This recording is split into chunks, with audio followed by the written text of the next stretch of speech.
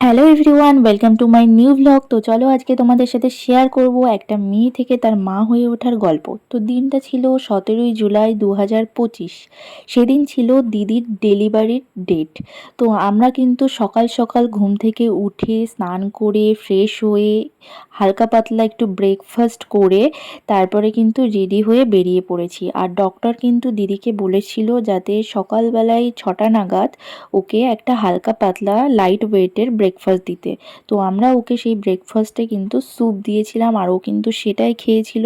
আর doctor কিন্তু এটাও বলে দিয়েছিল যে তারপরে কিন্তু কোনো যেন ভারী খাবার না খায়। তো সেই ডক্টরের কথা মতোই ওকে আমরা কোনো ভারী খাবার বা অন্য কোনো খাবার দিইনি।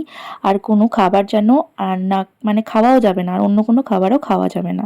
তো তারপরে দেখো ওর কিন্তু 9টার সময় অ্যাডমিট টাইমিং ছিল। তো আমরা কিন্তু ওই বেরিয়েছিলাম 8টা নাগাদ। তো যেহেতু দিদির ফ্ল্যাট থেকে নার্সিংহোমটা খুব একটা দূরে নয়, তো তাই জন্য আমরা ওই হাতে 1 ঘন্টা মতো মোটামুটি টাইম নিয়ে বেরিয়েছিলাম, যে জানি আমরা ঠিকঠাকই পৌঁছে যাব, কোনো অসুবিধা হবে না রাস্তাঘাটে।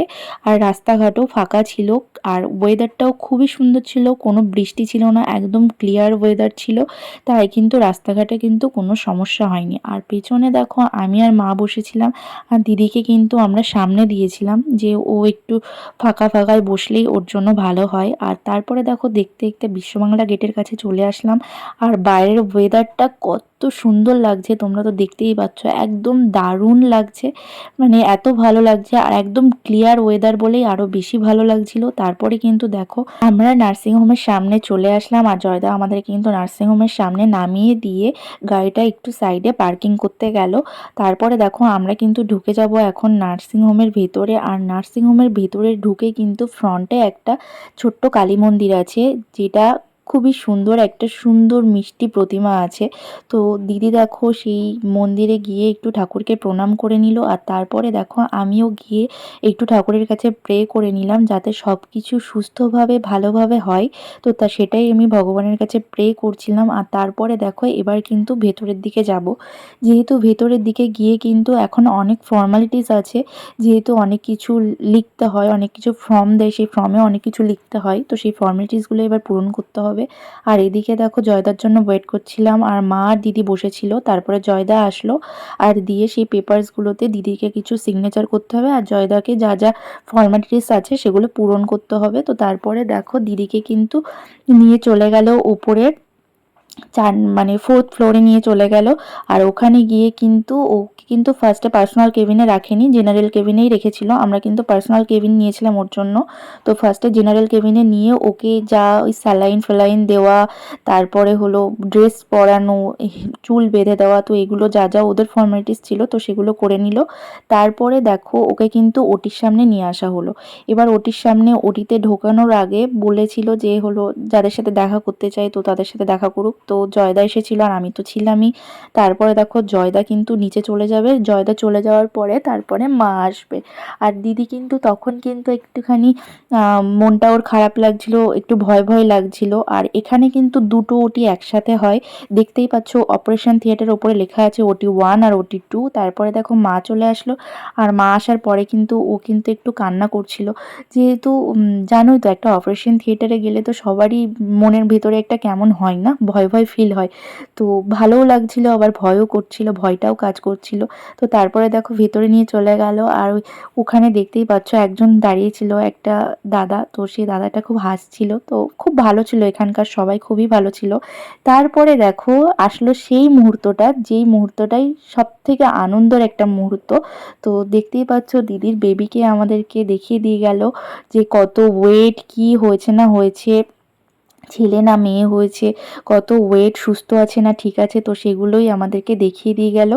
আর তারপরে ওকে বলল যে 2 থেকে আড়াই ঘন্টা অবজারভেশনে রাখবে, তো তারপরে ওকে কিন্তু বেডে দেবে, পার্সোনাল কেবিনে দিদির সাথে দেবে। তো দেখো এখন দিদিকে কিন্তু অপারেশন থিয়েটার থেকে বের করে নিল, আর বের করে দেখো দিদি কিন্তু হাসছিল। তখন কিন্তু ওর কিন্তু কোনো প্রবলেম ছিল না, যে ব্যথা করছিল বা কিছু, সেগুলো কিন্তু ফার্স্টে অপারেশন পরে সঙ্গে সঙ্গে করে না, বেশ ওই 1-1.5 ঘন্টা পরে কিন্তু ব্যথা করে। তারপরে দেখো ও কিন্তু শুয়েছিল চুপচাপ, তখন কিন্তু ওর মনটা বেশ ভালোই ছিল। আর ও অনেক কিছু গল্প করছিল মায়ের সাথে। আর আমিও ছিলাম সাথে ওখানে। তো আমাদের খুব আনন্দ হচ্ছিল, সেই যে আনন্দটা হচ্ছিল সেটা তো বলে বোঝানোর মতো নয়। যাদের ফ্যামিলিতে নতুন মেম্বার আসে তারাই একমাত্র এটা বুঝতে পারে বা বলতে পারবে যে কতটা আনন্দ হয়। তো আমাদের প্রচণ্ড আনন্দ হচ্ছিল, প্লাস আমরা কিন্তু খুব টায়ার্ডও ছিলাম। তো সারাদিন সকাল থেকে সন্ধ্যে পর্যন্ত অনেকটা হাঁটা গেছে, তো তাই জন্য অনেকটাই ক্লান্তও ছিলাম। তো তারপরে দেখো আয়া দিদি এসে বলল যে বেবির জন্য কিছু জিনিস কিনতে হবে, তো সেগুলো কিনে নিয়ে আসার জন্য। তো এই দেখো আমাদের কিনতে বলেছিল একটা ফ্লাস্ক, তারপরে সসপেন, একটা বাটি, 2 সেট জামা নিতে বলেছিল, তার সাথে 2টো টাওয়েল নিতে বলেছিল। তো আমরা দেখো বাজার কলকাতাতে গেছিলাম, তারপরে ট্রেন্ডসে গেছিলাম, অনেক জায়গায় গেছিলাম। গিয়ে দেখো আমরা কিন্তু বেবির জন্য সব কিছু কিনে নিয়েছি, আর কিনে নিয়ে এবার কিন্তু যাব আবার নার্সিংহোমে।